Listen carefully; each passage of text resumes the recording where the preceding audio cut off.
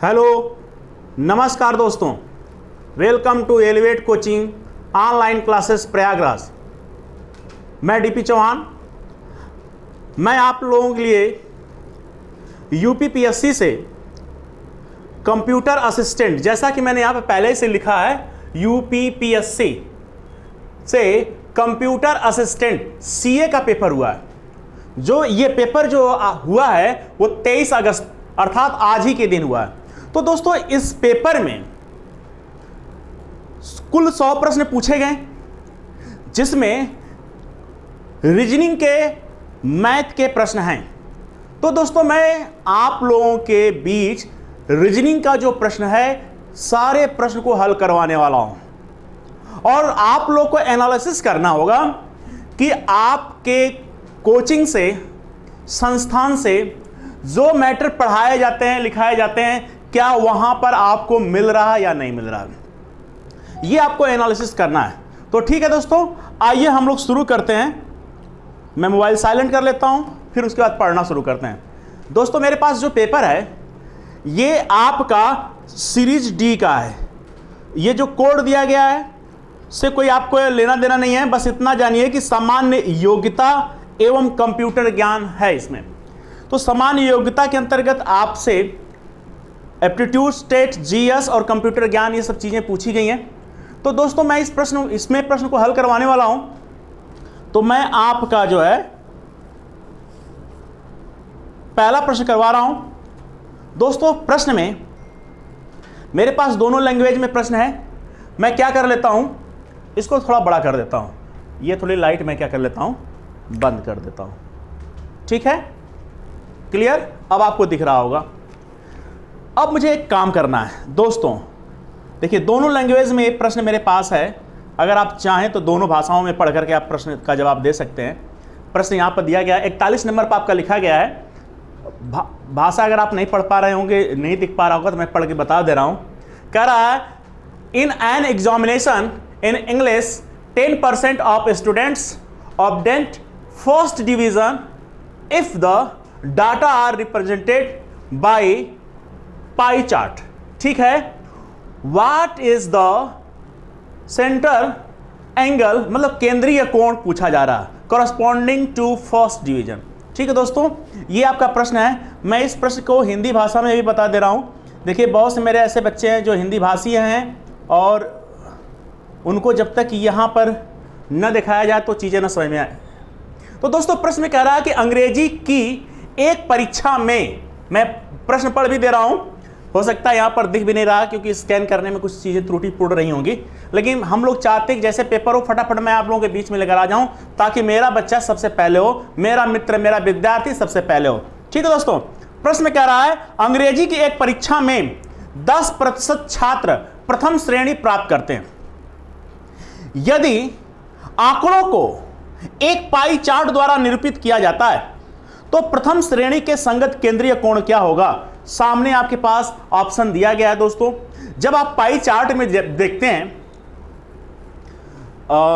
ठीक है, जैसे अगर हम परसेंटेज की बात करें तो परसेंटेज आपका क्या होता है, 100 में होता है। और जब वृत्तीय पाई चार्ट की अगर बात करें तो 360 में होता है। ठीक है दोस्तों, जो 360 में होता है, जो अब वृत्तीय पाई चार्ट होता है, ये अगर आप एक यहां से लेकर के आप चलते हैं तो 360 अंश पर कोण बनता है। तो आपका यहां पर दिया गया है कि 10% छात्र प्रथम श्रेणी प्राप्त करते हैं। अगर मैं कहूं कि 100% बराबर 360 है तो 1% बराबर क्या होगा? तो मेरे प्यारे दोस्तों, 360/100, इतनी बात हो गई। लेकिन प्रश्न में कह रहा है कि 10%, तो 10% अगर आपको बताना हो तो क्या हो जाएगा? 360/100। एकदम सरल भाषा में सिखा रहा हूं, एकदम प्यारे बच्चों की तरह। तो 0 से 0 की व्यवस्था बन गई, यहां से 0 से 0 काट देंगे, आपका क्या हो जाएगा? 36। तो आपका आंसर क्या सही होगा? सी वाला ऑप्शन सही हो जाएगा। बहुत ही आसान तरीके से और बहुत ही सिंपल तरीके से मैंने आपको बताया। दोस्तों, अगला सवाल आपकी स्क्रीन पर दिखाई दे रहा है। अगले सवाल की तरफ हम बढ़ते हैं, एक ही भाषा में बात कर लेते हैं फटाफट।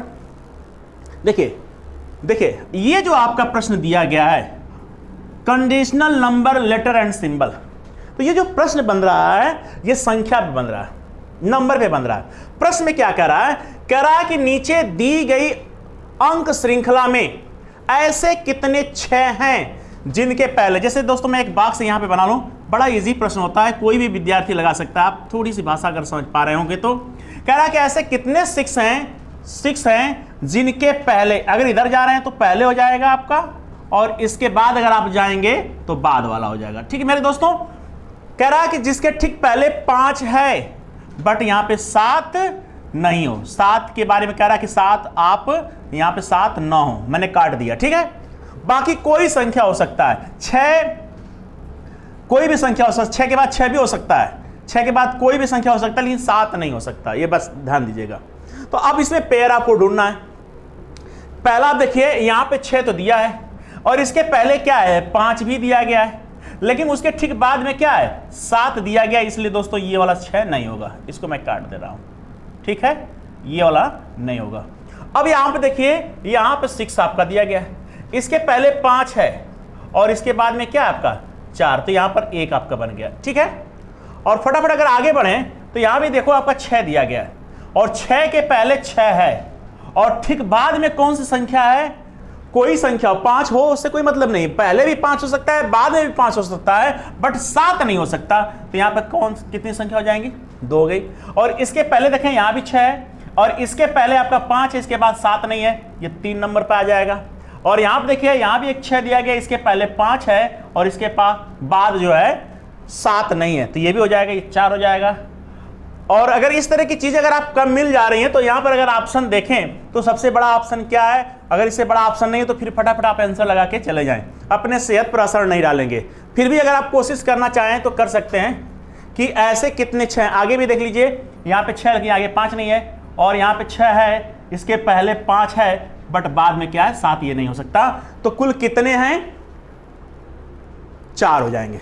ठीक है दोस्तों, अगला सवाल है जो चैप्टर का नाम है काउंटिंग ऑफ फिगर, आकृतियों की गिनती।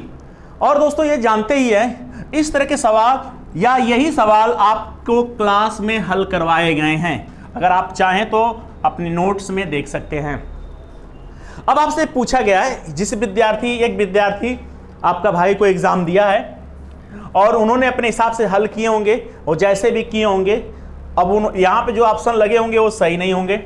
हम जो हल कर रहे हैं, लगा रहे हैं, इसमें जो है शुद्धता की, मतलब 100% मैं कह सकता हूं शुद्ध कराने की कोशिश करूंगा। ठीक है दोस्तों, कह रहा निम्न आकृति में त्रिभुजों की संख्या ज्ञात कीजिए। ठीक है, अब यहां पर दिया गया है दोस्तों, जब हम आपको त्रिभुज सिखाते हैं ना, इस तरह की जब फिगर्स बनाते हैं तो यहां पे क्या हो जाएगा 1 2 चलाते हैं हम लोग, और 1 2 चलाने का मतलब इसमें अगर पूछा जाए त्रिभुजों की संख्या क्या होती है तो हम लोग फटाफट बता देते हैं 3 होता है, 3 त्रिभुज है। और हमारी जो अगली क्लास है अर्थात 24 अगस्त 2020 से काउंटिंग ऑफ फिगर की क्लास चलने वाली है, आकृतियों की गिनती। जो विद्यार्थी आकृतियों की गिनती अगर नहीं सही से कर पाता है तो कल से क्लास ज्वाइन करेगा, 10 बजे से क्लास चल रही है दोस्तों, आप वहां पे कर सकते हैं। ठीक है, तो अभी तो मैं इसको ऐसे बता देता हूं, कुछ बेसिक चीजें भी होती हैं जिनको सीखना होता है। जैसे दोस्तों मैं कहूं कि यहां पर मेरा 1 2 चल रहा है, 1 2 का मतलब यहां पे मेरा क्या हो जाएगा 3, यहां भी बनेगा, और यहां भी 1 2 चल रहा है, यहां भी 3 हो जाएगा, तो 3 3 कितना हो जाएगा आपका 6 हो जाएगा। ठीक है, अब एक बात ध्यान दीजिएगा, एक त्रिभुज आपका यहां भी बन रहा है, एक त्रिभुज यहां भी बन रहा है, तो मैं एक साइड का गिनूंगा तो दूसरे साइड का ऑलरेडी मैं दुगना कर लूंगा, तो 1 और यहां पे क्या हो जाएगा आपका 2, तो 2 2 कितना हो जाएगा आपका 4। किसी कोई आपत्ति? भैया एक ये वाला और ये कितना हो जाएगा 2 हो जाएगा। ठीक है, तो 2 इधर तो 2 उधर, 2 2 कितना हो जाएगा 4। अब देखिए, अब आपसे पूछा जाए कि और कितने बच रहे हैं, तो दोस्तों अगर आप देखिएगा यहां से, मैं इस लाइन को हटा देता हूं क्योंकि आपने इसको गिन लिया है। अब यहां से देखिए, एक त्रिभुज जो है आपका यहां पे बन रहा है, एक और एक यहां पर, ठीक है 2, तो 2 यहां भी बनेगा, 2 यहां भी बनेगा, तो इसको भी देख लो ना, एक ये वाला और एक ये, तो 2 2 कितना हो जाएगा 4, तो 6 4 10 और 10 4 कितना हो जाएगा 14 हो जाएगा। ठीक है, और देख लीजिएगा अगर बन रहा हो तो देख लीजिएगा, बताइएगा कमेंट करके मेरे अनुसार कितना बन रहा है 14 बन रहा है। कौन सा ऑप्शन सही हो जाएगा? बी वाला ऑप्शन सही हुआ। ठीक है, अगला प्रश्न दोस्तों देखिएगा, सब ये आपका ये यूपीपीएससी का जो पेपर है के अंतर्गत जो है, कंप्यूटर असिस्टेंट का जो पेपर है के अंतर्गत ये सवाल सारे पूछे गए हैं। ठीक है दोस्तों, तो मैं अगला सवाल बता देता हूं, फटाफट इसको हटा देता हूं ताकि आपको सवाल बहुत अच्छे से दिखाई दे।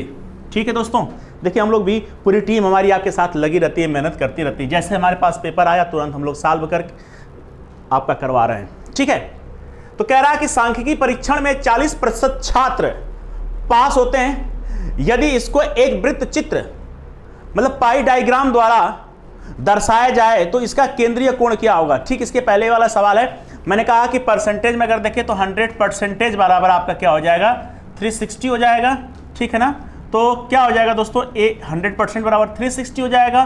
तो 1% बराबर अगर आपसे पूछा जाए तो 360/100 हो जाएगा। अगर आपसे पूछा जाए 40% बराबर क्या होगा तो दोस्तों 360/100 × 40।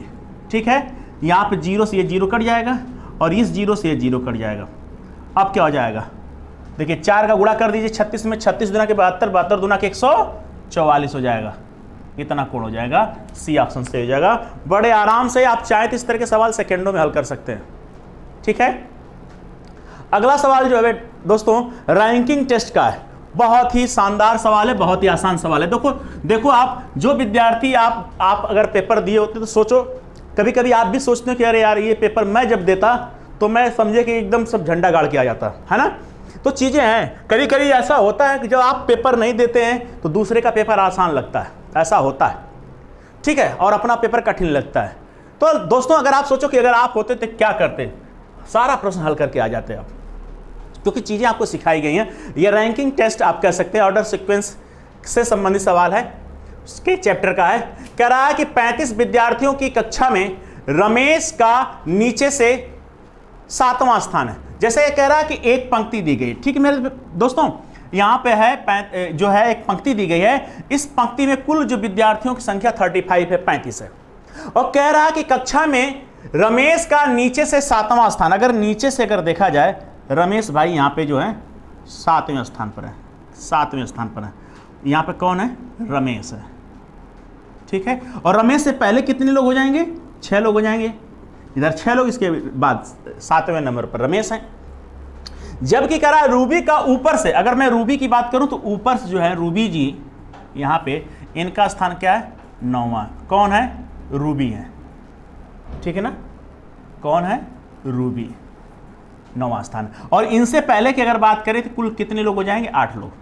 ठीक है, तो आपसे कह रहा है कि श्याम की स्थिति ठीक दोनों के बीच में है, अर्थात यहां पे जो ठीक बीचों बीच में कौन है, श्याम है। तो अगर आपसे पूछा जाए कि कुल 35 लोग हैं तो कितनी संख्या का मैं दुगना कर, जैसे अब अगर मैं कहूं कि टोटल संख्या ज्ञात करना, टोटल संख्या बराबर होता है लेफ्ट प्लस राइट माइनस 1, यही तो होता है। लेफ्ट देख लीजिए, लेफ्ट प्लस राइट या ऊपर प्लस नीचे -1। अगर ये आप इसको इधर लेके जाएंगे तो लेफ्ट प्लस राइट माइनस, जैसे मैं कहूं कि राइट या लेफ्ट प्लस राइट बराबर t+1, यही तो होता है। तो कुल संख्या में क्या हो जाता है, 1 जुड़ जाता है। तो कहने का सेंस हमारा ये है ना, आपको मैं ये बताऊं, देखिएगा मुझे बताने का तरीका क्या है इसमें कि दोस्तों अगर यहां से पूछा जाए कि कुल संख्या अगर 35 है तो श्याम का स्थान कितना रहा होगा, तो देखिएगा कुल संख्या कितना रहा होगा, 18। टोटल संख्या कितना रहा होगा, 18। ये तो अगर मैं कहूं कि श्याम का स्थान दोनों सिरों से 18वां है तो बताइए उस पंक्ति में कितने लोग हैं। तो आप क्या करेंगे, 18 + 18 - 1, यही तो होता है। 18 दूना 36 -1 बराबर 35।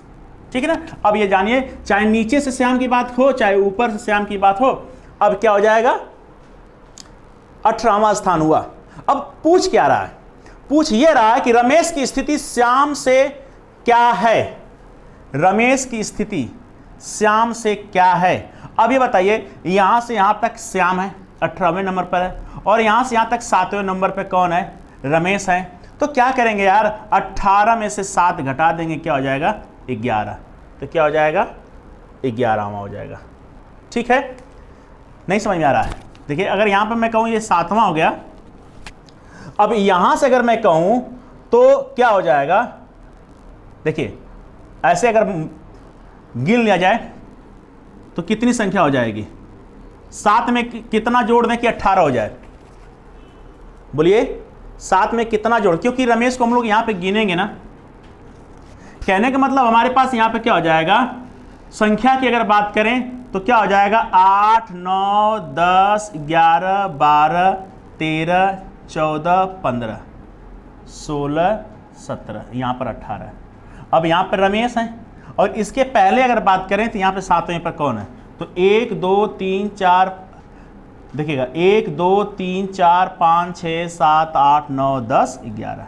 ठीक है, तो आपका ये आंसर हो जाएगा 11वां हो जाएगा। ठीक है, आगे देख लेते हैं, फटाफट आगे बढ़ लेते हैं। ये देखिए दोस्तों, आपके सीट का सवाल है, और ये सवाल आपके हर क्लास में लगभग पढ़ाया जाता है। ये सवाल जो है आपका असर्शन ऑफ स्टेटमेंट का, कथन की सत्यता।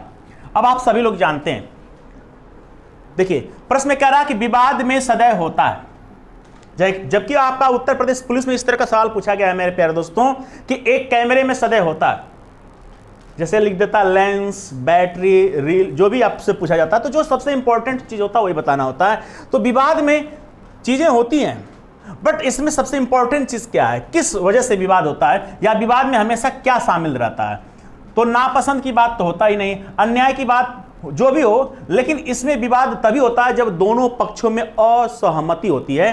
तो ये आपका सही लगाए हैं आपने, ठीक ना। जब दोनों पक्ष में, दो जो पक्ष हैं उन पक्षों में जब किसी बात के लेकर के असहमति प्राप्त होती है या असहमति होती है, तब जाकर के विवाद उत्पन्न होता है। ठीक है, ये तो बहुत आसान सवाल है दोस्तों। ये असर्शन ऑफ स्टेटमेंट की है, कथन की सत्यता।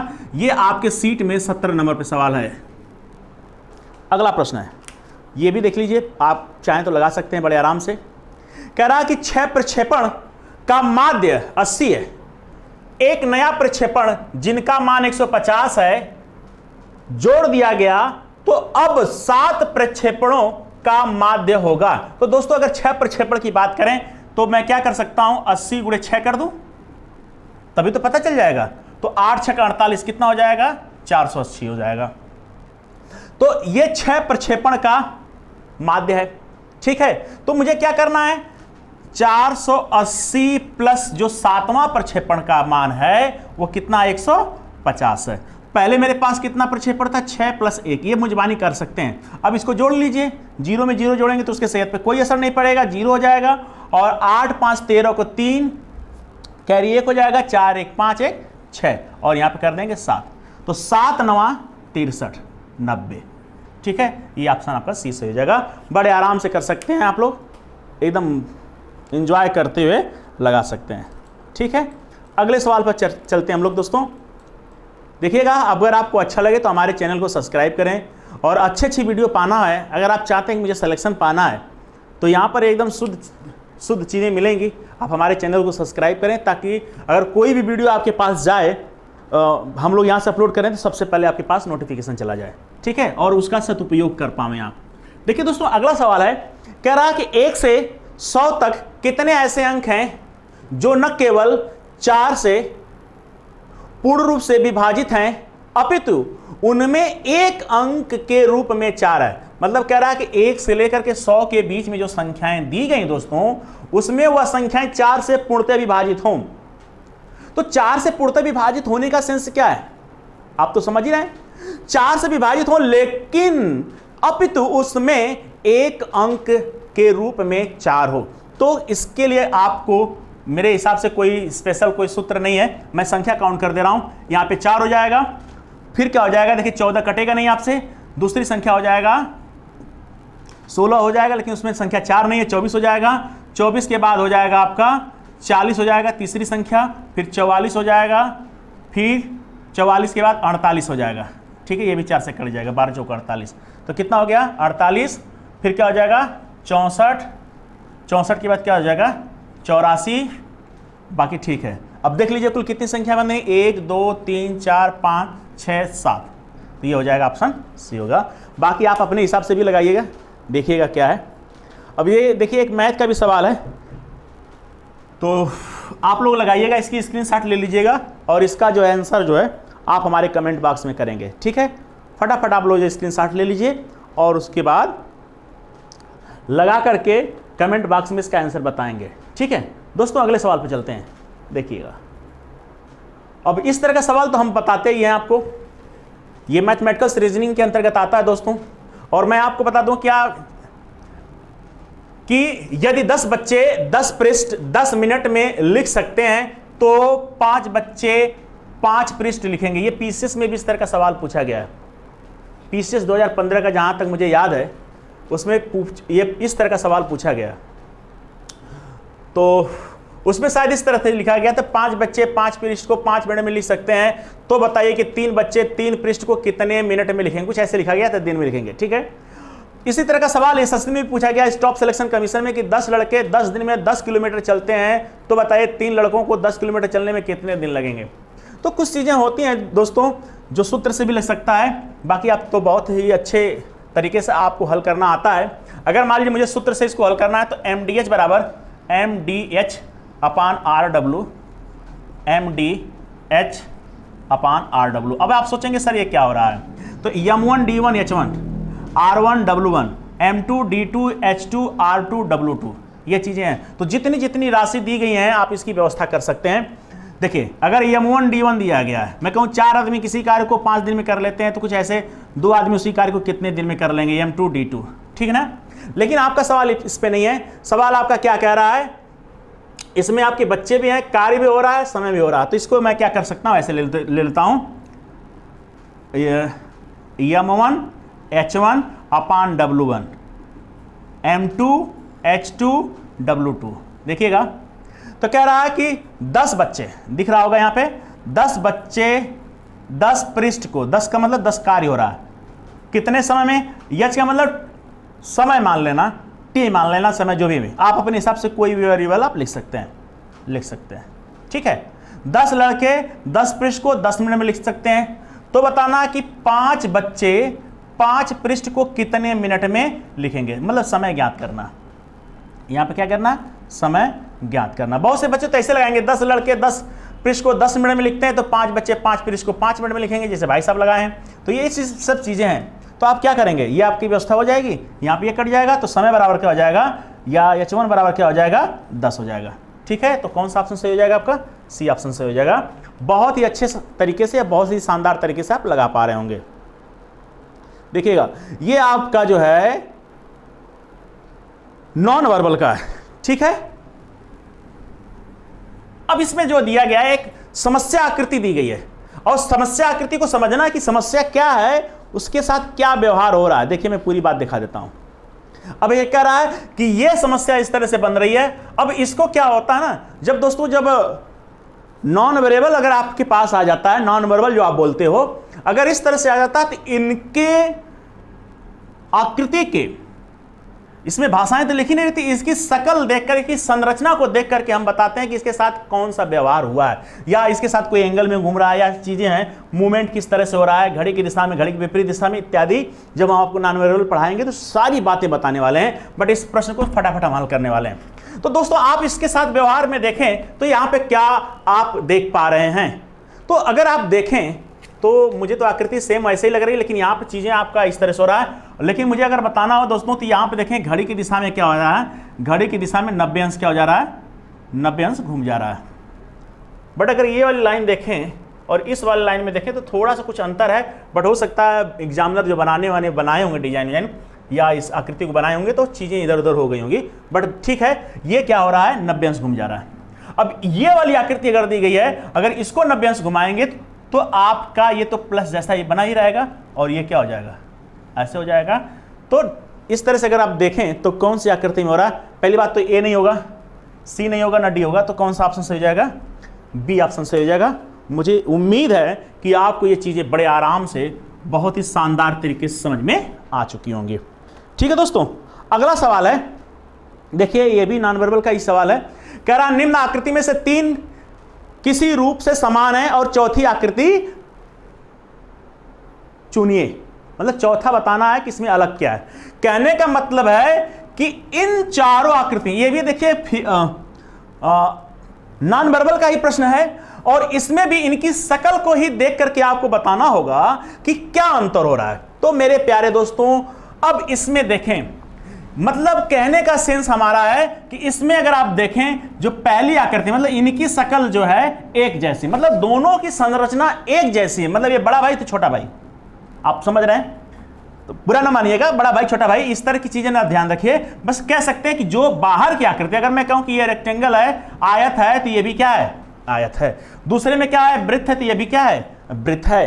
बट अगर मैं कहूं कि यहां पे सी ऑप्शन में पहला आपका आयत है, तो आप तो एक बात जानते हैं, किसी व्यक्ति या किसी शेप की संरचना को देख करके आप बता सकते हैं कि आप कौन हैं। जैसे मैं अगर आपसे कहूं कि ये कौन है, तो आप कहेंगे ये तो त्रिभुज है।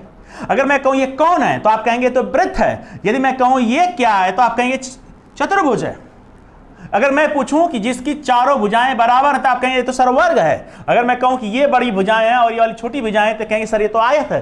देखिए, मतलब इनकी शक्ल देख करके बता रहे हैं कि आप कौन हैं। तो यहां पे भी तो बता सकते हैं, जो बाहर वही अंदर है, जो बाहर वही अंदर है, जो बाहर है वही अंदर है। बट सी ऑप्शन में मेरे प्यारे दोस्तों, बाहर तो आयत है और अंदर क्या है, वर्ग है। मेरे हिसाब से देखिए चारों भुजाएं क्या आपकी बराबर है, इतना आपको ज्ञान है। तो ये हो जाएगा आपका सी ऑप्शन।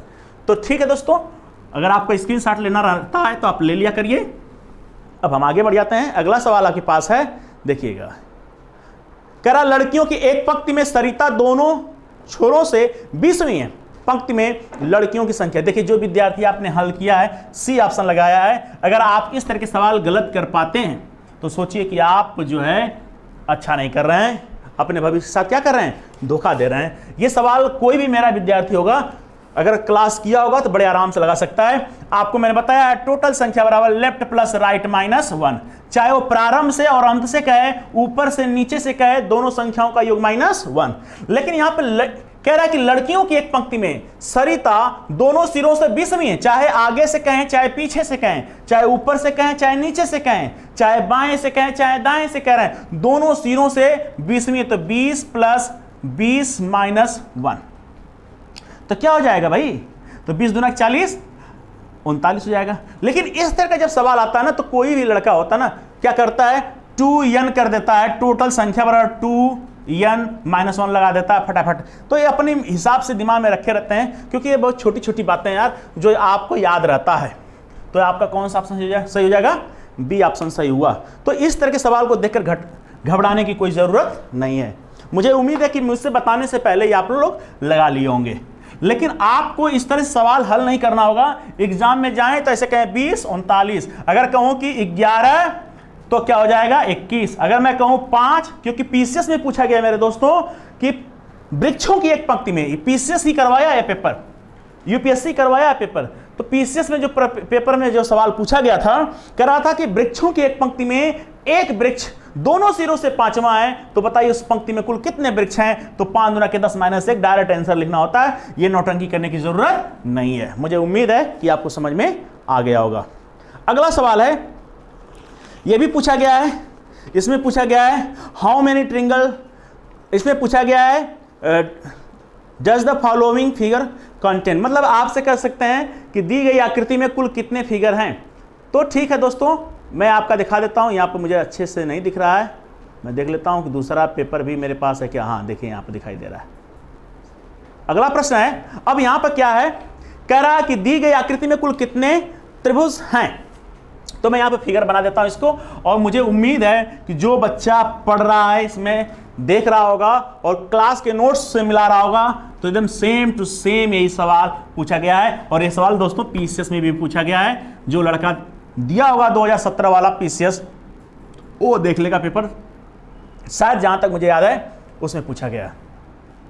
देखिए ये आपका ऐसे है, ये लाइन यहां नहीं है, ठीक है, और ये लाइन आपका ऐसे,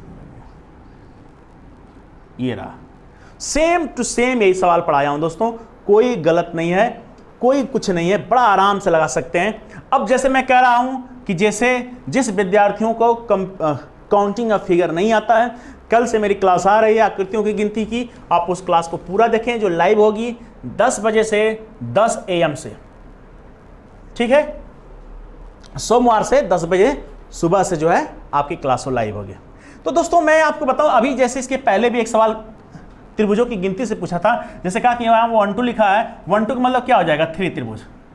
तो अगर मैं यहाँ पे पूछूं कि यहाँ पे कितने हो जाएंगे, तो 1 2 का मतलब क्या हो गया दोस्तों, यहाँ पे 3 हो जाएगा, यहाँ पे 1 2 का मतलब क्या हो जाएगा 3 हो जाएगा। तो मैं कह सकता हूँ 3 यहाँ पे 3 यहाँ पे, 3 3 कितना हो जाएगा 6 और 1 यहाँ पर, तो 3 3 6 और 1 क्या हो जाएगा आपका 7 हो जाएगा। ठीक है, ये आपको समझ में आ रहा है। देखिएगा अगर मैं यहां से एक लाइन को यहां पे डिवाइड करूं दोस्तों, बाकी और भी मेरे पास तरीका है, सिंगल भी गिन सकते हैं आप, तो यहां से अगर करूं मैं बांटूं, यहां पे जो दिया गया है तो एक आकृति आपकी नीचे अर्थात एक त्रिभुज नीचे एक ऊपर बन रहा है, तो यहां पे कितना बन गया दोस्तों 2 बन गया।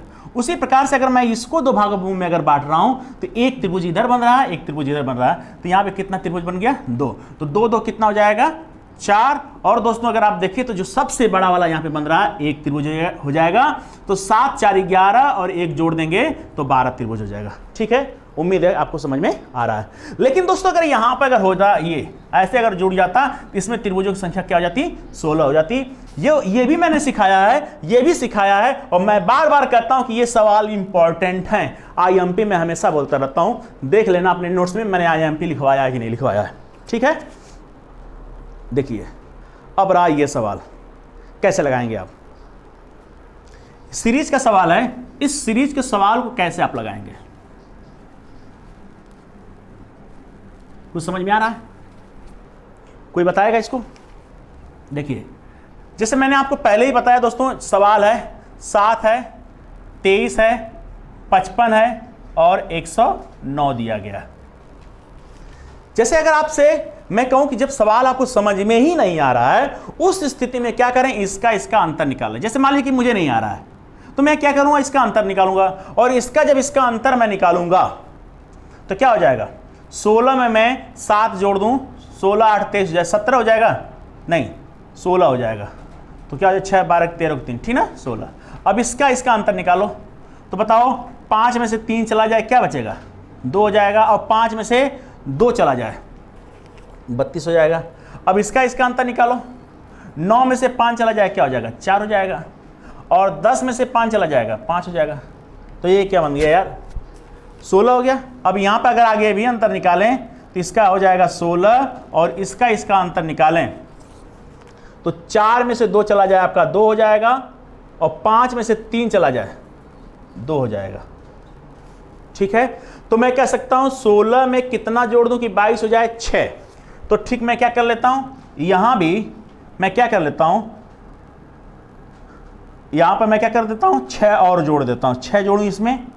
अब यहां पे देखना पड़ेगा कि ऑप्शन मिल रहा है कि नहीं। अगर मैं 6 जोड़ रहा हूं तो यहां भी मैं क्या कर सकता हूं 6 जोड़ सकता हूं या 8 जोड़ सकता हूं, कई स्थितियां बन सकती हैं। तो मैं क्या कर लेता हूं 6 जोड़ के ही देखता हूं, 6 6 12, 6 अगर इसमें जोड़ दूं तो क्या हो जाएगा 28 हो जाएगा, और यहाँ पर क्या हो जाएगा 8 4 12 2, देखो आप 8 4 कितना 12 को 2 कैरी 1 हो जाएगा, 5 2 7 1 8 हो जाएगा। ठीक है, अब देखिए आगे अगर पूछा जाए तो क्या हो जाएगा 9 2 11 को 1 हो जाएगा, और 10 6 16, कुछ हम गड़बड़ कर दिए हैं यहाँ पे। देखिए 8 4 12 को 2 5 2 7 तो 1 8 होता है ना, गलत हो गया था ना। अब देखो आप 9 2 11 को 1 कैरी 1 आ जाएगा आपका, 10 वास 18 18 1 19, तो यहाँ पर देखिए 191 हो जाएगा। तो इस तरह से भी आपका लग सकता है।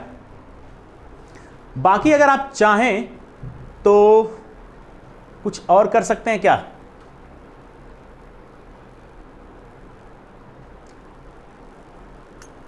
स्क्वायर पे भी देख सकते हैं, लग रहा है कि नहीं, घन पे नहीं 101, ठीक है नहीं लग पा रहा। देखिएगा और कोई तरीका होगा तो कमेंट करिएगा आप, मैं आगे बढ़ता हूं। देखिएगा अब ये तो देखिए जो दोस्तों यहाँ पे कह रहा है सम्राट, ये तो GS हो गया ना। लेकिन एक सवाल यहाँ पे देखिएगा, बिहार में 1857 के विद्रोह का मुख्य संकलनकर्ता कौन है, तो ये मंगल पांडे नहीं है भैया। आप जानते हैं कि इन्होंने जो है ये एक राजा थे उस समय के, जगदीशपुर का आपने नाम सुना होगा, आपके गांव वाला जगदीशपुर नहीं जो बिहार में पड़ता है। तो आप हैं इसमें, मैं बता देता हूं क्योंकि थोड़ा सा GS मुझे भी आता है। ये हो जाएंगे आपके बिहार में 1857 के विद्रोह का मुख्य संगठन कर्ता जो हैं, सबसे इंपॉर्टेंट तो कुंवर सिंह थे ही, बाकी आप देख लीजिएगा। और ये प्रसिद्ध डांडी मार्च जो है दोस्तों, मुझे जहाँ तक याद है ये 12 मार्च ये प्रसिद्ध दांडी जो मार्च शुरू किया गया था ये 12 मार्च को शुरू हुआ था, और देख लीजिएगा उसमें शायद जो है कौन सा 30 अप्रैल को समाप्त किया गया था, मुझे याद नहीं आ रहा है। अब मैं पढ़ कर आता तो मैं बताता अच्छे से, बट देख लीजिएगा अपने हिसाब से। ठीक है, अगला सवाल देखते हैं जो रीजनिंग में पूछा गया है। अब देखिए, ये देखिए शानदार सवाल, एकदम शानदार सवाल है। देखिए इस तरह के सवाल अगर आपके सामने आए तो ऐसे मजाक मजाक में लगा लेंगे, क्या मैंने इस तरह के सवाल नहीं हल करवाए हैं। कह रहा है कि यदि वर्ष 2020 में पहली मार्च को रविवार है, मतलब कह रहा है बाबू 1 मार्च को क्या है, रविवार है। फिर कह रहा है तो पहली अप्रैल को, अरे शर्माना नहीं यार, देख लेना जाके नोट्स में, हो सकता है कि मैंने इसी तरह का सवाल लिख किया होगा। और मैंने आपसे कहा क्या है कि किसी महीने की प्रारंभ 1 तारीख से 1 तारीख, 1 महीना का अंतराल है, तो जिस माह से प्रारंभ होता है बस देख लेना वह माह कितने का है। तो आप देखिए मार्च जो होता है दोस्तों 31 का होता है, 7 से भाग देंगे, जितनी बार भाग जाएगी उतनी बार रविवार आ जाएगा, जो शेष बचेगा तो 7 त्रिके कई 7 चौका 28, 3 31 3 हो जाएगा। तो मेरे प्यारे दोस्तों रविवार में क्या कर देना, 3 जोड़ देना, बुधवार आंसर आ जाएगा। ठीक ना, बुधवार, ये सी आप समझ जाएगा। लेकिन अगर आप चाहें कि नहीं सर थोड़ा विस्तृत कर दिया जाए, तो मैं कहूं कि 1 मार्च की बात हो चुकी है, मार्च 31 का होता है, तो बचा कितना दिन, कहेंगे सर 30, और 1 अप्रैल की बात है, मैंने 1 जोड़ दिया, 31 हो जाएगा। अगर मैं 15 मार्च से अगर कहूं, 15 मार्च से और 15 अप्रैल भी तब करूंगा तभी यही आएगा। लेकिन दोस्तों मैं कहूं कि 1 अप्रैल से 1 मई तक अगर बात करूं तो अप्रैल का जो माह होता है ना 30 होता है। तो ये सब चीजें क्लास में सिखाई जाती हैं। जो सवाल ये जो पूछा गया दोस्तों, जो अब मेरा विद्यार्थी है या जहां भी जो विद्यार्थी पढ़ा होगा अच्छे तरीके से, तो ऐसे डायरेक्ट आंसर लगाएगा, कुछ करने की जरूरत नहीं है। ये नौटंकी इसलिए की गई है ताकि आपको समझ में आ जाए। एक सवाल और इसमें है, मैं बता देता हूं, देखिएगा 67, ये भी आपका जो है रीजनिंग का ये सवाल है दोस्तों। और इस रीजनिंग के सवाल की अगर बात करूं, टॉपिक की मैं बात करूं, चैप्टर का क्या नाम है, तो आप कह सकते हैं वर्ड एनालॉजी, शब्द सादृश्यता। अब कह रहा है कि बल का संबंध न्यूटन से। अब यह मात्रक है, तो एसआई मात्रक अगर आप देखेंगे तो बल का जो मात्रक होता है न्यूटन होता है। के समरूप युग्म को चुनिए। अब कह रहा है इंटरनेट का संबंध ईमेल से है, आयतन का संबंध मीटर से है, शक्ति का संबंध यूनिट से है। तो आप देखिएगा जिस प्रकार से बल का संबंध न्यूटन से है, मात्रक से है, ठीक उसी प्रकार से धारा का संबंध किससे हो जाएगा, एम्पियर्स हो जाएगा। तो डी ऑप्शन सही हो जाएगा। एक सवाल मुझे और दिखाई दे रहा है दोस्तों, यहां पर बहुत ही आसान सवाल है, देख लेता हूं, कोई सवाल छूटा होगा तो मैं बता दूंगा। और अभी सवाल हैं, मुझे लगता है कि कुछ सवाल छूटे हुए हैं इधर उधर, तो मैं उसको भी बता दूंगा, पहले इसको हल कर देता हूं। ठीक है, ये क्या हो गया, 67 था, एक सेकेंड,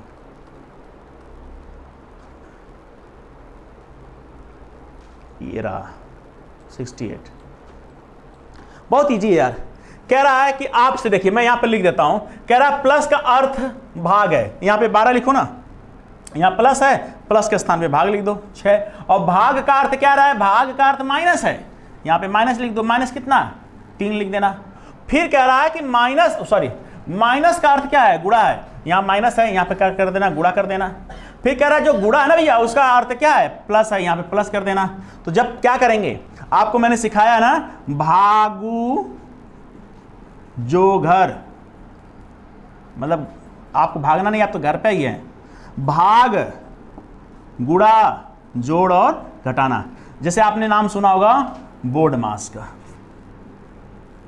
है ना, bracket of division multiplication addition subtraction, ये भाग क्या हो जाएगा, भाग गुणा जोड़ घटाना। यहाँ पे ब्रैकेट हो जाएगा, यहाँ आपका मतलब यहाँ का होता है, का मतलब ये भी गुणा होता है, ठीक ना, ये जान लीजिएगा। तो बस इतने समझिए, छोटी सी बात है, बहुत प्यारी प्यारी बात है। लेकिन आपने उत्तर प्रदेश पुलिस का भी पेपर दिया होगा, तो उस सवाल को जब आप बोर्ड मास के नियम से लगाते रहे होंगे तो नहीं आंसर आ रहा था, मैं भी उसको चेक किया था, तो रैंडमली जब इधर से एक तरफ से लगाना शुरू किया तो उसका आंसर आया।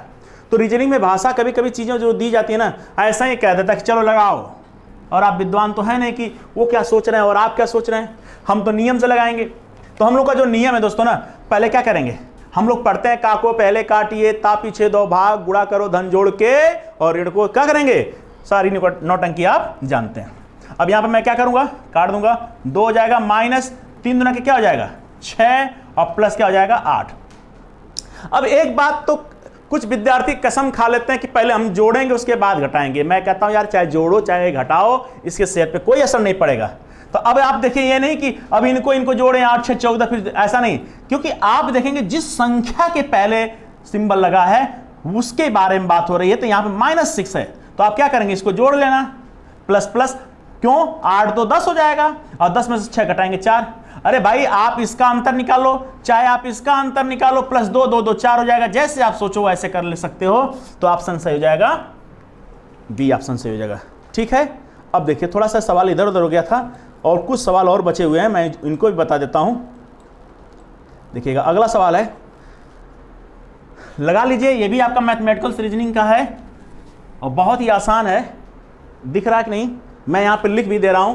कह रहा है कि 3 स्टार 4 का मतलब है भैया 11, 4 स्टार 5 का मतलब है 39, मतलब equal to 39, 5 star 6 equal to 8 9, तो 6 star 7 equal to 7 equal to का होगा, ये पूछा गया है। तो अब आप सोचो कि इनके साथ मैं किस तरह का व्यवहार करूं कि 11 हो जाए, इनके साथ मैं किस तरह का व्यवहार करूं कि ये 39 हो जाए, या जैसे मैं कुछ भी करूं तो ये होना चाहिए।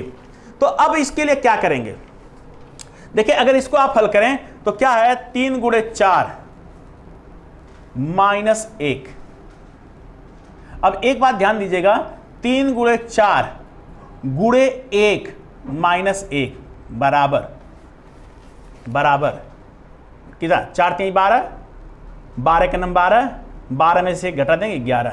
अब क्या हो जाएगा, 4 गुणे 5 गुणे 2, तो 4 5 20, 20 दूना के 40, 40 में से 1 घटा दीजिए 39। देख लीजिएगा और भी कोई तरीका हो सकता है दोस्तों, क्योंकि रीजनिंग है, कई तरह से हल हो सकते हैं। अगर और तरीका होगा तो हम लोग इस पर क्या कर सकते हैं, आपत्ति कर सकते हैं। देखिएगा फिर क्या हो जाएगा, 5 गुणे 6, अब क्रम से आगे बढ़े तो यहाँ पे क्या हो जाएगा 3, 5 6 30। अब ऐसे भी कर सकते हैं, जो ये संख्या दी गई है उससे 2 घटा करके गुणा करेंगे, यहाँ पे जो संख्या दी गई उससे 2 घटा के गुणा करेंगे, इससे जो संख्या दी गई उससे 2 कम करके गुणा कर देंगे। तो 5 6 30, 30 3 90 में से 1 घटा देंगे, 89 हो जाएगा। अब यहाँ पे क्या है, 6 गुणे 7, और इससे 2 घटाएंगे क्या हो जाएगा 4 -1। तो यहाँ पे देखिए 7 6 42 या 6 7 42, और 42 चौक को अगर मैं कहूँ कि यहाँ पे 42 गुणे 4 -1 करें तो 4 दूना के 8 हो जाएगा, और 4 चौक को 16 हो जाएगा, -1 कर देंगे तो 167 दिया है, ये ऑप्शन हो जाएगा। बाकी और भी तरीका देख लीजिएगा, अगर होगा तो समझ लेंगे। ठीक है, देखिए आपके रिश्तेदार, अरे आपके मतलब नहीं, ये मतलब रिश्तेदारी वाला सवाल हो गया, और यही रिश्तेदार आप लोगों को सिलेक्शन दिलाएंगे, इसलिए रिश्तेदारों की अहमियत समझें। देखिए 2020 ये बहुत खतरनाक है, जब भी मैं इसको सुनता हूं तो समझिए कि बड़ा खराब लगता है, मजा भी आता है। 2020 देखिए, ए का भाई बी है। दोस्तों मैं आपको ब्लड रिलेशन भी सिखाऊंगा, बट अगर आप जाने कि जब ब्लड रिलेशन मैं सिखाता हूं, और इसके पहले भी आप देखे होंगे, इसके पहले बीएड का एंट्रेंस हुआ था और इसके पहले बीईओ का पेपर हुआ है। तो बीईओ का मैंने जो है खंड शिक्षा अधिकारी में जो रीजनिंग के सवाल पूछे गए मैंने वहां पे हल करवाया है। ठीक है, और आज जो है कंप्यूटर असिस्टेंट का मैंने भी इसको हल करवाया। इसमें जो रीजनिंग के सवाल मैं हल करवा ही रहा हूं, प्रयास कर रहा हूं ताकि मैं आपको एकदम अच्छा करूं आपके लिए और आपका भविष्य बेहतर हो सके। तो दोस्तों जब मैं रक्त संबंध सिखाता हूं ना, तो मेरा एक अपना कॉन्सेप्ट है, जब मैं त्रिभुज बनाऊं तो इसको मैं मेल मानता हूं, पुरुष मानता हूं। अब आपकी इच्छा है कि भैया मैं त्रिभुज नहीं बनाऊंगा, मैं वर्ग बनाऊंगा, कोई भी सिंबल बना लो यार, प्लस का सिंबल बना लो, है ना, गुणा का सिंबल, कुछ भी, माइनस का सिंबल बना लो। मेरा क्या तरीका सिखाने का, जब मैं त्रिभुज बनाता हूं दोस्तों तो मैं मेल मान लेता हूं, और जब वृत्त बनाता हूं तो फीमेल मान लेता हूं।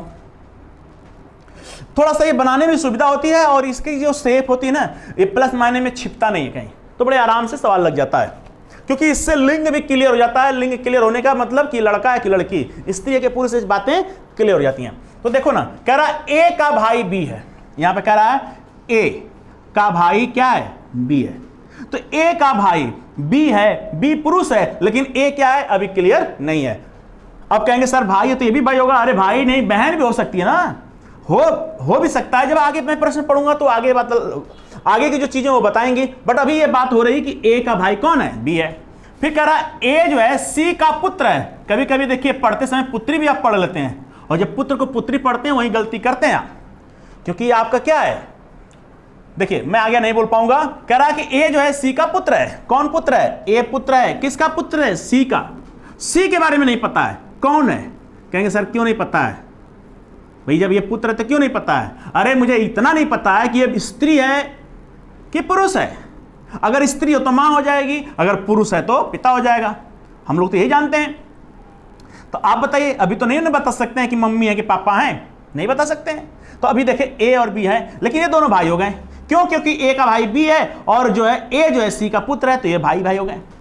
आगे कह रहा है कि डी सी का, आगे क्या लिखा भैया? डी जो है सी का पिता है। डी किसका पिता है? सी का पिता है। संबंधों के पदों में बी डी का कौन है? ये बी का लगेंगे इनके। तो अब यहां पे दो रिश्ता बन सकता है। क्या? क्योंकि मुझे सी के बारे में नहीं पता है कि मेल है कि फीमेल है। अगर ये पुरुष होता तो पुरुष के मतलब बेटे के बेटे को क्या बोलते हैं हम लोग? पोता बोलते हैं। पोता बोलते हैं कि नहीं बोलते हैं? अगर यह स्त्री होती तो बेटी के बेटे को हम लोग क्या बोलते हैं? नाती बोलते हैं। नाती और नातिन, है ना। लेकिन कहीं कहीं पोता और नाती में ज्यादा डिफरेंट नहीं होता। कहीं कहीं लैंग्वेज भाषा में ये सब चलता है। अपने नाती को लोग पोता बोलते हैं, लेकिन हम लोग के यहाँ जो विशेष चलता है वो पोता, मतलब बेटे को, बेटे के बेटे को हम लोग क्या बोलते हैं? मतलब अगर ये पुरुष है, ये पुरुष है, तो ये अपने बेटे के बेटों को क्या बोलेंगे? यहाँ पे पोता बोलते हैं। लेकिन अगर पुरुष है फिर स्त्री है फिर पुरुष है, तो इसको हम लोग क्या बोलते हैं? नाती बोलते हैं। मतलब ये एरो बता रहा है ऐसे। तो चीजें समझ में आ रही होंगी। कह रहा है कि बी, डी का कौन है? डी का पौत्र है, पोता है। देखिए इसमें दादा भी दिया है, लेकिन आपसे पूछा गया है कि बी कौन है? किसका? डी का। तो आपका आंसर क्या हो जाएगा? पौत्र हो जाएगा। अब देखिए ये भी सवाल बहुत आसान है। देखिए कभी कभी क्या होता है ना दोस्तों, सवाल की शकल, जो सवाल का जो शकल होता है ना, देख के डर जाते हैं, अरे ये तो बड़ा भयानक है। लेकिन आप नहीं समझ पाते हैं कि सवाल देखने में बड़ा है लेकिन ये बड़ा सरल है। क्योंकि इस तरह की चीजें जब हम कैलेंडर पढ़ाए हैं तो सिखाए हैं। क्या है दोस्तों? कह रहा है कि एक संख्या 3 से अधिक, 3 से अधिक क्या है? कह रहा है कि एक संख्या 3 से अधिक लेकिन 8 से कम है, तो क्या हो सकता है? 4, 5, 6, 7। 8 से कम, 3 से ज्यादा, 8 से कम। साथ ही वह 6 से अधिक लेकिन 10 से कम है। 6 से अधिक मतलब 7, 8, 9, 10 से कम है। तो बताइए कि वह संख्या है। तो क्या हो जाएगा? जो दोनों में कॉमन हो जाएगा ना दोस्तों, वही आपका आंसर हो जाता है। जैसे हमने आपसे कहा कि आपका इसके पहले कोई पेपर हुआ, उसमें भी पूछा गया था कि किसी व्यक्ति का जन्म जो है क्या 5 अप्रैल के बाद, या मैं कह सकता हूं कि 20 अगस्त के बाद, जैसे मैं कहूं 20 अगस्त के बाद तथा 25 अगस्त के पहले हुआ। 20 अगस्त के बाद मतलब 21 को हुआ है, 22 को हुआ है, 23 को हुआ है, 24 को हुआ है, मतलब 20 के बाद तथा 25 के पहले। जबकि कुछ ऐसे भी कहता है कि उसकी बहन को याद है कि उसके भाई का जन्म जो है 23 के बाद लेकिन 27 से पहले, मतलब 24, 25, 26, मतलब 23 के बाद 27 से पहले। तो प्रश्न में कहता है कि वास्तव में बताए कि उस बालक का जन्म या उस भाई का जन्म किस तिथि को हुआ रहा होगा जिसपे वो दोनों सहमत हैं। तो जो दोस्तों कॉमन होता है वही आंसर हो जाता है। तो यहाँ भी वही चीजें हैं, जो कॉमन हो जाएगा वही आपका आंसर हो जाएगा। बहुत आसान सवाल होता है भाई। कोई व्यक्ति 2 दिन नहीं पैदा होता, ठीक ना, एक ही दिन पैदा होता है। आइए आंसर लग गया। आगे बढ़ते हैं। अगला सवाल बहुत मजा आ रहा होगा। देखिए बहुत आसान आसान सवाल दिया गया है। अब कह रहा है कि 21 लड़कियों की एक पंक्ति में जब रीना को दाईं ओर से, एक बात तो सबसे पहले ध्यान दीजिएगा, जब कोई पंक्ति होती है ना, अब इस सवाल को लगाने के लिए सबसे पहले आपको दायां बायां का कॉन्सेप्ट क्लियर होना चाहिए। दायां बायां का कॉन्सेप्ट क्लियर होने का सेंस क्या है दोस्तों? जैसे मैं अगर ऐसे खड़ा हूं तो ये मेरा दायां हाथ है, इधर से आऊंगा तो दाएं से आऊंगा। ये मेरा कौन सा हाथ है? बायां, इधर से आऊंगा तो मैं अपने बाएं से आऊंगा। अगर ये चीजें अगर आपका क्लियर है तो सवाल बड़ा आराम से लग जाएगा। ये दाएं हैं और ये क्या है? बाएं। और प्रश्न में एक बात ध्यान दीजिएगा, कभी कभी जो बहुत अपने आप को बहुत ब्रिलियंट समझते हैं वो भी गलती कर जाते हैं, क्योंकि द को कभी कभी ब समझ जाते हैं, ब को कभी कभी द समझ जाते हैं। दाएं को बाएं कर देंगे तो काम खराब हो जाएगा। देखिए प्रश्न में कह रहा है इस पंक्ति में जो है कुल 21 गर्ल हैं, 21 लड़कियों की एक पंक्ति में जब रीना को दाईं ओर 4 स्थान खसकाया जाता है या स्थानांतरित किया जाता है तो अब बाएं छोर से 12वां हो जाती हैं। अब यहां पे कहीं रीना बैठी होंगी, हमें नहीं पता कहां बैठी थी रीना, लेकिन जब 4 स्थान खसकाया गया 1 2 3 यहां पे मान लेते हैं 4 स्थान यहां खसकाया गया, जैसे रीना का मुख अपने हिसाब से मान लेते हैं उत्तर की तरफ है, ये दायां है ये बायां है। बाकी मैं इसलिए ऐसे कर रहा हूं ताकि मुझे सीधे सीधे बैठने में, मेरा ये दायां है बायां सवाल लगाने में आसानी होगी। अगर मैं ऐसे हो जाऊंगा तो मेरा दायां बायां बदल जाएगा। बट एक बात का ध्यान दीजिएगा, जब भी आप सवाल लगाएं अपना दायां बायां मान के लगाएंगे तो आपको सवाल लगाने में सुविधा होगी। कह रहा है कि 4 स्थान स्थानांतरित किया, तो यहां से 1 2 3 4 ये स्थान यहां पर 4 स्थान खसक गए, रीना यहां पर आ गई, तो वह बाएं छोर से 12वीं हो जाती है। इधर से जब ये रीना यहां पर आ गई तो यहां पर इनका स्थान क्या हो गया भाई 12वां। अब कुल टोटल जो लड़कियां ना बाबू इसमें 21 हैं, यहां पे 12वां स्थान हो गया। अब बताइए इसके पहले कितना रही होंगी, आप बताओ किस संख्या में मैं 4 जोड़ूं कि 12 हो जाए, तो कहेंगे सर 8 में 4 जोड़ देंगे तो 12 हो जाएगा। इसका मतलब रीना जो है पहले 8वें स्थान पर रही होंगी। क्या मेरी बात समझ में आ रही है? यहां पे रीना जो है पहले क्या रही होंगी 8वें स्थान पर, तभी तो 4 जोड़ा गया होगा, 8 4 12 हो गया। अब अगर आपसे पूछा जाए टोटल संख्या बराबर क्या होता है, टोटल संख्या बराबर लेफ्ट प्लस राइट माइनस 1 ये होता है। अब आपसे पूछा गया है कि पंक्ति के दाहिने छोर से उनका पुराना स्थान क्या था, पुराना स्थान। इधर से बताइए कि रीना कहां थी, है ना, ऐतिहासिक नाम है आपके लिए। चलिए तो टोटल संख्या हमको पता है कि 21 है, और हमसे पूछा गया कि दाएं से स्थान, है ना, और मुझे बाएं से पता चल गया कि ये 8वें नंबर पे थी। 8 प्लस राइट माइनस 1, जब इसमें से एक व्यवस्था कम कर लेंगे तो 7 हो जाएगा, तो राइट बराबर 21 में से 7 घटा देंगे 14 हो जाएगा, 14वां स्थान हो जाएगा, आपका आंसर हो जाएगा डी। क्लियर हो गया मेरे दोस्तों, समझ में आ रहा है? चलो ये भी एक सवाल मैथ का ही कहिए तो मैं बता दूं, क्या विचार है, बता दिया जाए? चलिए बताता हूं।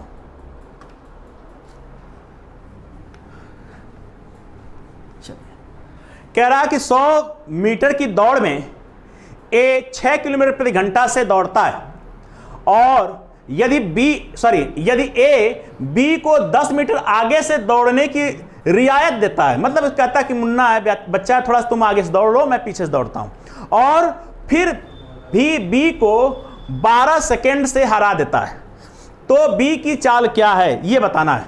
जैसे मान लीजिए कि दोस्तों यहां से लेकर यहां तक जो है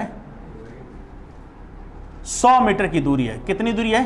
100 मीटर की दूरी है, और यहां पे ए है, और ए को जो दौड़ना है कुल टोटल कितना दौड़ना है 100 मीटर दौड़ना है। और बी की जो बात हो रही ना, बी को कह रहा है कि भैया तुम जो है ना, तुमको 10 मीटर की रियायत दे दी जाती है, तुम थोड़ा हल्के दौड़ने में हो, तुम कमजोर हो, तुम यहां से दौड़ो, मैं यहां से दौड़ता हूं और आप यहां से दौड़ो, ठीक है।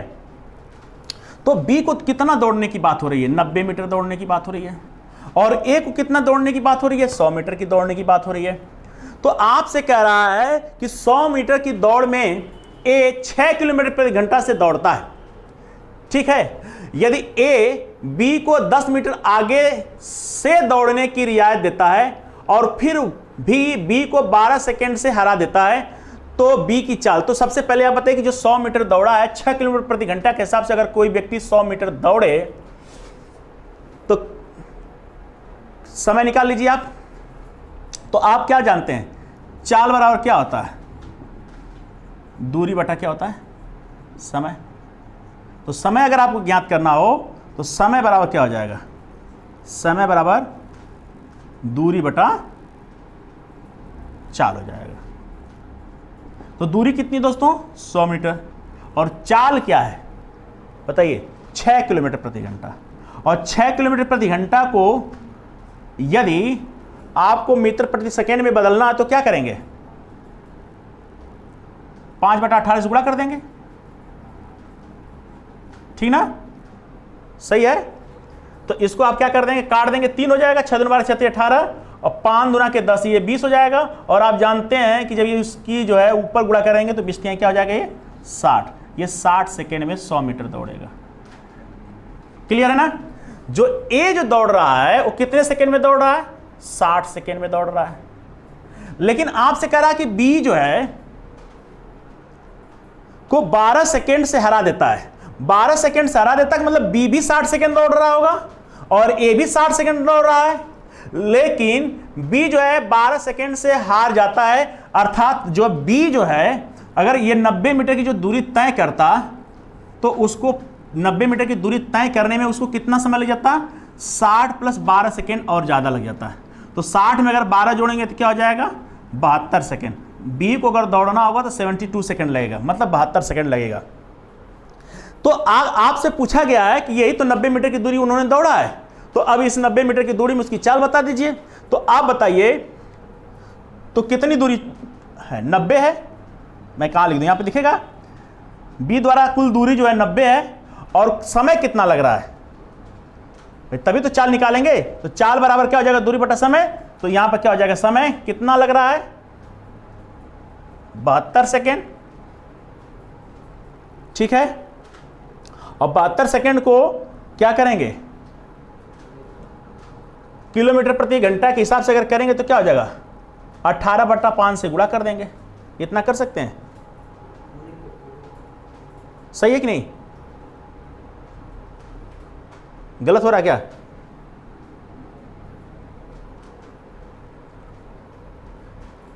अठारह बटा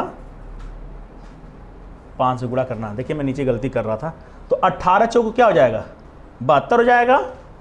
और यहां पे क्या हो जाएगा, 5 से काट दीजिए, 18 चौक 72, 90 बटा कितना, 5 चौक 20, 0 से 0 कट जाएगा, 4.5 किलोमीटर प्रति घंटा हो जाएगा। ठीक है दोस्तों, ये आपका कौन सा ऑप्शन सही हो जाएगा, बी वाला ऑप्शन सही हुआ। ये पहले से लगा था, ये त्रुटिपूर्ण है ना, सही है। आगे देख लीजिए। अब देखिए ये सब ऐसे मुंजबानी लगाया जा सकता है। अगला सवाल है, ये तो मैं सिखाने में इतना समय ले लिया, बाकी आप चाहें तो और तेजी से लगा सकते हैं, और आपके पास और कोई तरीका हो, शानदार तरीका, तो आप बता सकते हैं। देखिए दोस्तों, कह रहा कि वर्तमान में एक व्यक्ति अपने पुत्र से 4 गुना बड़ा है, मतलब जो उसका लड़का होगा जितना होगा उसका 4 गुना उसका जो है पिता उससे बड़ा है, और अपनी पत्नी से 3 साल बड़ा है, और 3 साल के पश्चात पुत्र की आयु 15 हो गई। अब बताओ 3 साल के बाद पुत्र 15 का हो गया, तो 3 साल पहले कितना रहा होगा, 12 साल का रहा होगा, है ना। तो 12 साल का जब लड़का था तो उसका पापा कितना रहा होगा, 4 गुना था। तो 12 चौके कितना हो जाएगा, 48, अर्थात उसके पिता की जो उम्र रही होगी 48, और अपनी पत्नी से कितना वर्ष बड़ा है, 3 साल बड़ा है।